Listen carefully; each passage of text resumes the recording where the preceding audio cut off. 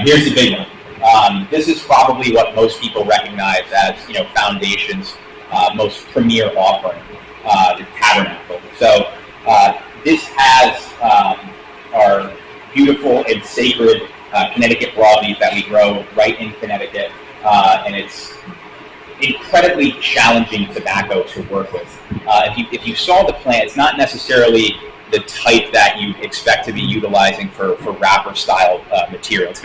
It's shorter, it's stalkier, it's bushier, it's got leaves like elephant ears, and it's much more suited for filler and binder style.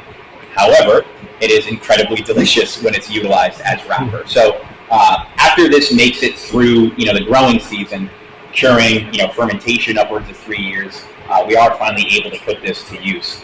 The reason why there is always, super thin availability is, again, going back to how little, acreage we have to work with in the valley and how much demand there is for these style cigars. There's always only a finite amount of this tobacco.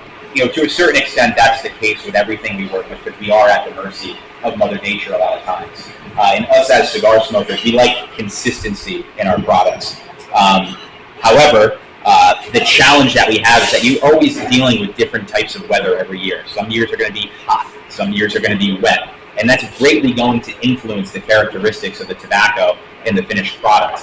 So it's, Nick's expertise in ensuring that these products, whether they're available or not, is an incredible dedication to the craft, because we didn't have Tabernacle broadleaf for the first 5 months of this year because we were waiting for wrapper to come out of fermentation. Those still smoke the same as they did, 6 months ago, 6 years ago when the brand started, and that's why people keep coming back to it again and again and again, because they know that they can trust the quality that they're going to get. And then they like to fight over it because there are always such limited quantities.